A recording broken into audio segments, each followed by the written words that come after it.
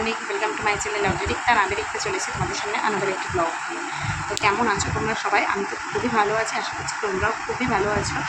তো তোমরা কে কোথা থেকে দেখছো আমার ব্লগটা অবশ্যই কিন্তু একটা কমেন্টস করে জানিও। অনেকদিন ধরে ভাবছি ব্লগে কথাটা বলবো বাট বলা হচ্ছিল না।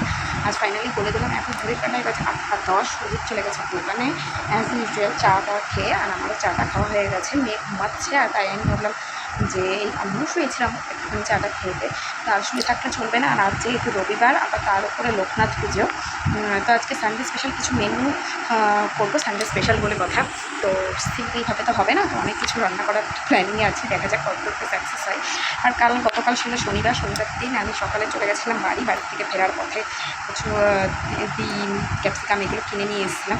তো ভাবছি সেইগুলো দিয়ে একটা কিছু করার চেষ্টা করবো, সেই বিষয়টা পরে আসছি। তার আগে আসি লোকনাথ পুজোর বিষয়। আজ যেহেতু লোকনাথ বাবার তিরোধান দিবস, প্রত্যেক বছর, আগের বছর ব্লগ যারা দেখছে তারা জানো যে আমি প্রতিটা বছর লোকনাথ পুজো কোনো না কোনো মন্দিরে গিয়ে দিতে যাই। আমি সবার ফার্স্ট যেগুলোতে গেছিলাম বিয়ের পরেই, বিয়ের আগে দেওয়া হতো না, বিয়ের আগে মা দিত, হ্যাঁ মন্দিরে দিয়ে আসতো দাওয়া, কিন্তু আমি দিতাম না। বিয়ের পর আমি দিয়েছিলাম, মেয়ে হওয়ার পরেই দিয়েছিলাম। তো মেয়ে হওয়ার পর শুরু করেছিলাম লোকনাথ পুজো দেওয়া। এমনি আমি মনের প্রাণে লোকনাথ বাবার ভীষণ বড় ভক্ত। সবসময় আমার ঘরে একটা মূর্তিও আছে। আর আমি যখন স্কুল লাইফে ছিলাম, কলেজ লাইফে ছিলাম, তখন আমি আমার ওই আগে যেই প্র্যাকটিক্যাল খাতায় যে ছবি লাগিয়ে করতে হতো না, তখন তাদের সচেতনতা ফ্ল্যাগের, তো ওই রকমই সরস্বতী ঠাকুরের, তো সেরকমই আমি একটা লোকনাথের ছবি কিনে আমার বলে রেখে দিতাম। তারপরে আমি যখন মেলাঘাটে যেতাম লোকনাথের মূর্তি কিনতাম। আমার ভালো লাগে, আমি বাবা ভীষণ মানি। আমার মনে হয় যে আমি হয়তো বাবার ছেলে, বাবা হয়তো আমাকে ফেরায় না। সেই জন্য বিয়ের পর যখন আমার মেয়ে হয়, বিয়ের 3 বছর 3.5 বছর পর যখন মেয়ে হয়, তখন থেকে আমি বড় ভেবেছি যে বাবা আমাকে যখন আমার কোলে সন্তান তুলে দিয়েছে, তো তার জন্য আমি বাবার কাছে মন্দিরে গিয়ে এই দিনটাকে পুজো দিই। বিয়ের আগে আমি 2 বছর চাকলায় গেছি, চাকলা মন্দিরে গিয়ে পুজো দিয়ে এসেছি। আমি ইমোশনাল হয়ে গেলাম বলতে, ইমোশনাল হওয়ারই কথা। তো আমি মন্দিরে গিয়ে 2বার পুজো দিয়ে এসেছি। তো তারপরে আরেকবার যাওয়ার ভীষণ ইচ্ছা, জানি না এই থার্ড টাইম যাওয়াটা আমার কেন পূরণ হচ্ছে না।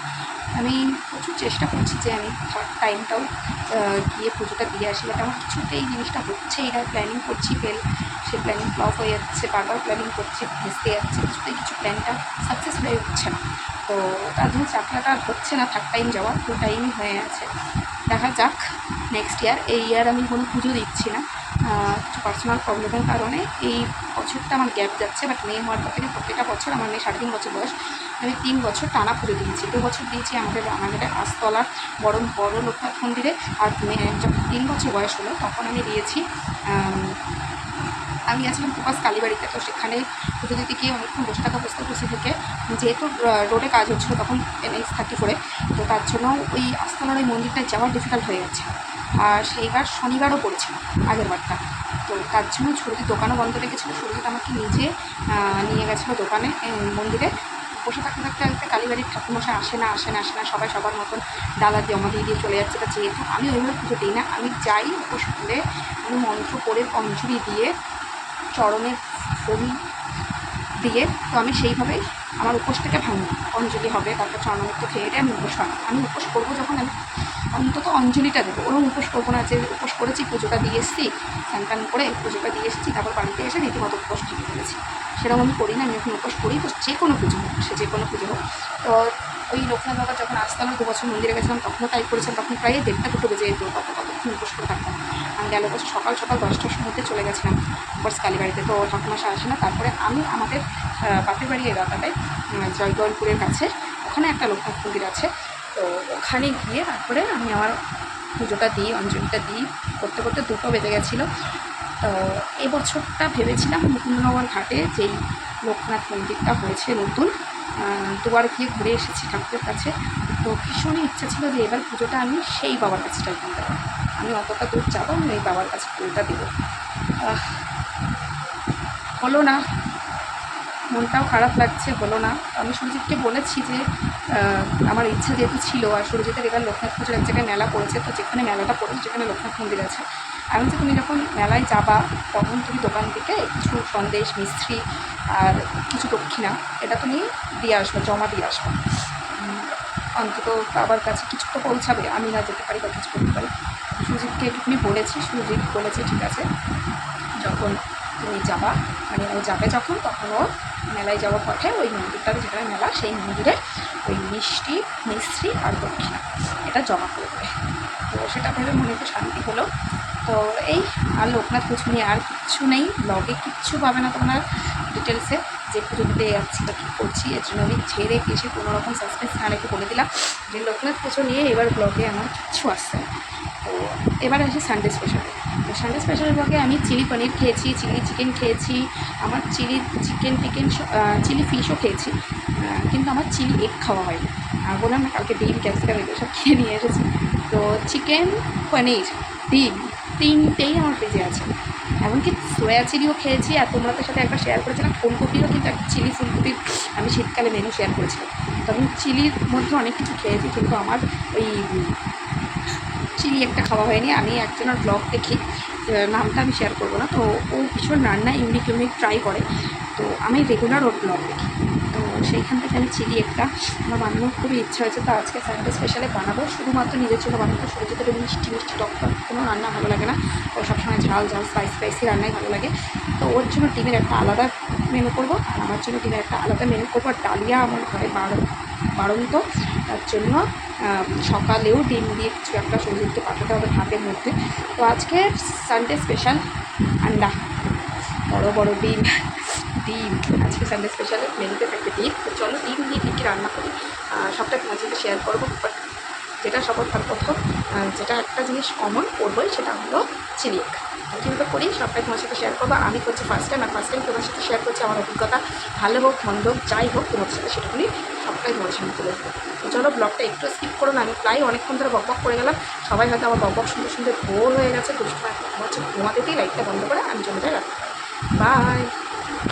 রান্নাঘরে এসে যেগুলো আগে করে নিয়েছি সেগুলো হলো, এখানে ডিম পটল আলু ভেজে দিয়েছি, পটল আলুতে ডিমের কারি হবে, আর ওখানে দুধটা কিন্তু বসিয়ে দিয়েছি। আর হলো গিয়ে এগ চিলি চিকেনের জন্য ওখানে মিডিল দিয়ে কেটে সমস্ত পেস্ট দিয়ে ভালো করে ফ্রাই করে নিয়েছি। এখন এই সসেস ভেজিটেবলগুলোকে ভেজে নিচ্ছি।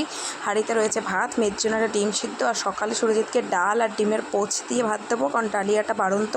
আর এখানে বিস্কুটটা ভেঙে রেখেছি, কারণ ওই দুধটা গরম হয়ে গেলে দুষ্টুকে মিক্সিতে ঘুরিয়ে দুধ বিস্কুট দেবো। আর এখানে 3 রকমের সস আমি গুলিয়ে নিলাম, যেই বাটিটার মধ্যে সমস্ত কিছু ম্যারিনেট করেছিলাম।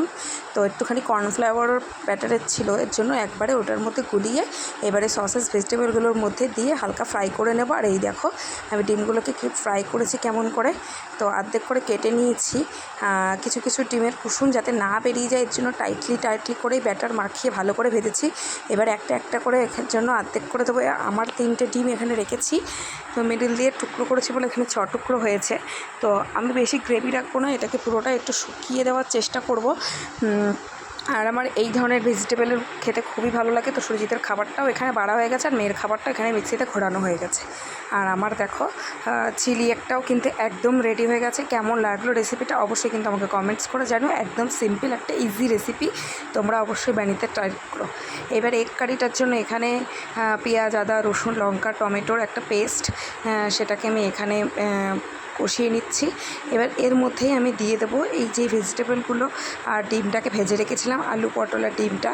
তো এইগুলোকে দিয়ে এবার আচ্ছা করে কষিয়ে নেব। যখন দেখবো হালকা হালকা তেলটা কিন্তু ছেড়ে এসেছে, তখন কিন্তু করে দেবো। আর সুরজিৎ এই ঝোলটা খুব গাঢ় বা খুব পাতলাও পছন্দ করে না, একটুখানি মাখোই পছন্দ করে। আর আমি সেই কষানোর ফাঁকে ফাঁকে আমি কিন্তু লেবু মেয়ের জন্য আর আমার জন্য আম কেটে নিয়েছি।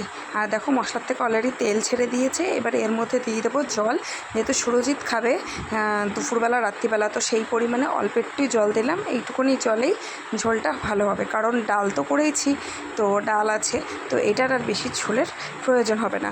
আর এদিকে সুরজিতের জন্য আমি গ্লুকনডি গুলিয়ে ফ্রিজে ঢুকিয়ে রেখে দেবো।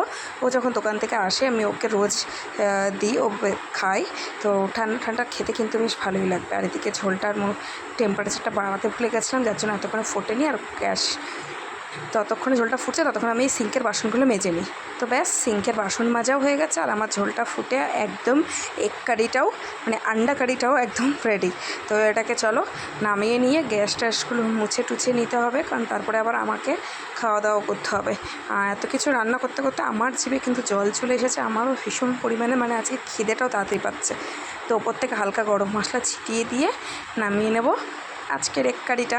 তো দুটো ডিমের রেসিপি তোমার সাথে শেয়ার করলাম। আর এই যে দেখছো নাইটিটা, এটা হলো ঘাড়ে ফিতে বাঁধা নাইটি। ফিতে দুটোকে কেটে আমি সেলাই করে নিয়েছি। এরকমভাবেই আমি নাইটি পরি। এই নাইটিগুলো আমি 3-4টে নাইটি আমার এরম আছে, আমি সব কটাই কিন্তু এই রকমভাবে কেটে নিয়ে সেলাই করে দিই। মানে এই সরু হাতা আমার খুব ভালো লাগে। আর এই আরেকটা নাইটি নতুন নিয়েছি, তো ভাবলাম তোমার সাথে একবার শেয়ার করে নিই এই সপ্তাহে আমার কী শপিং করা হয়েছে। অনলাইন শপিং তো একটু খুব কম করছি, তো তার জন্য। তো এই একটা নাইটি, আমার তো কালারটার প্রিন্টটা খুবই ভালো লেগেছে। আর এই হলো একটা কুর্তা পাজামা সেট বা কোয়াট সেট বলতে পারো, কারণ এটা প্যান্ট আর চুড়িদারটা, ওড়না নেই। তো এই হলো প্যান্টটা আর এই হলো চুড়িদারটা। কালারটা কেমন হয়েছে অবশ্যই বললো। আমার এই কালারের নেই, আর এটার হাতাটাও লাগানো নেই। আমার যতগুলো কুর্তি বা চুড়িদার সবই 3/4, তার জন্য আমি একটা শর্ট হাতা নিয়েছি। তো এটা হাত কাটা চাইলে হাত কাটা পরতেও পারি, আবার হাতা লাগিয়েও নিতে পারি। তো দেখি 2-3 দিন হাতটা ছাড়াই পরি, তারপরে অকওয়ার্ড লাগলে আবার লাগিয়ে নেব। তো আমার গ্যাস মোছা হয়ে গেছে, সিঙ্ক পরিষ্কার করা হয়ে গেছে। বাইরে রোদের যা তাপ, আর তার মধ্যে কিন্তু আমার এই দেখো মানে চিলি একটা নিয়ে ভাত নিয়ে বসে গেছে। এর সাথে যদি বাসমতি রাইসের ভাত হতো না, বেশ ভালোই লাগতো। অনেকক্ষণ পর তোমাদের সামনে আসলাম। তো এখন ঘুরে কাটায় বাজে 12:30, আর আমার সমস্ত কাজ বাজ হয়ে গেছে। দুষ্টু ঘুম থেকে উঠে গেছে, ও ঘুম থেকে উঠেছে আবার পর উঠে স্নান টান করিয়ে দিয়েছি।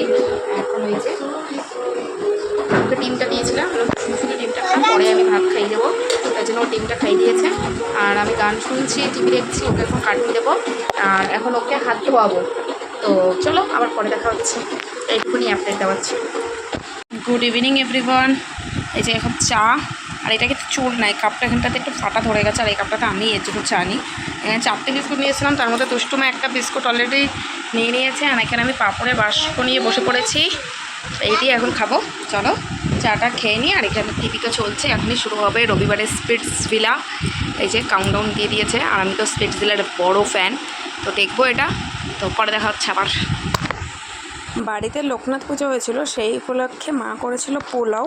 তো সেই পোলাও আর তার সাথে একটা তরকারি করেছিল, তো সেটাই দেওয়ার ছিল। আর বাবা গেছিলো একটু মুকুন্দনগর ঘাটে, তো ওখান থেকে খিচুড়ি প্রসাদও এনেছিল। তা সেইগুলো দেওয়ার জন্য মা এসেছিলো সন্ধ্যেবেলায় আমাদের বাড়িতে। তো মা যখন এসেছে, তার জন্য ভাবলাম যে কাছে যখন মেলাটা হচ্ছে লোকনাথ পুজোর, যাই সবাই মিলে ঘুরে আসি। তাই সবাই মিলে এখন আমরা চলে এসেছি মেলাতে, আমি, বাবা, মা, ভাই আর আমার মেয়ে। আর সুরজিৎ তো এখানেই অলরেডি স্টল লাগিয়েছে। তো চলো তোমাদেরকেও এক ঝলক দেখিয়ে দিই মাঠে কী পরিমাণে লোক আর কী পরিমাণে কী দোকান বসেছে। আর সুরজিতের দোকানটা দেখতে পাচ্ছ, এই যে। তো হলো আমি এখন দেখো পুরো ঘেমে গেছি, এত ঘুরতে ঘুরতে কিচ্ছু ভালো লাগছে না। শুধু মেয়ের জন্য একটা পেন্সিল নিয়েছি, একটা সাবানের কেস নিয়েছি, আর ওদের দুজনকে দুটো আইসক্রিম কিনে দিয়েছি, ব্যাস। ঘুরেই কাটায় বাজে রাত 10টা, বাড়ি চলে এসেছি। আর মারা তো বললাম পোলাও আর দিয়ে গেছে, ওই আলু দিয়ে সোয়াবিন দিয়ে একটা তরকারি, তো ওটাই খাবো। ওই যে ওইখানে টেবিলের ওই প্যাকেটের ওপর রাখা। তো আর দুষ্টু তো রুটি খাবে, আর ওটা যদি একটু খাবে। তো আর তো কিছু রকম শেয়ার করার নেই। এখন জাস্ট বিছনা টিছনা করো, শুয়ে পড়ো, যেহেতু অনেকটা রাত হয়ে গেছে, সূর্যের আসতেও অনেকটা লেট হবে। তো আমি আর মেয়ে খেয়ে দিয়ে শুয়ে পড়বো। তো ভিডিওটি এখন শেষ করছি, ভালো লাগলে অবশ্যই একটা লাইক করে দিও, আর সাবস্ক্রাইব করতে ভুলো না। পাশে থাকা বেল আইকনটা অবশ্যই প্রেস করে দিও, তাহলে আমার ভিডিও তোমাদের কাছে নোটিফিকেশনের মাধ্যমে খুব সহজেই পৌঁছে যাবে। ভিডিওটি ভালো লাগলে please like, do, share and subscribe my channel. দেখা হচ্ছে খুব শীঘ্রই নতুন একটি ভিডিওর সাথে। সুস্থ থেকো, ভালো থেকো এবং অপরকে ভালো রেখো। Bye bye, good night.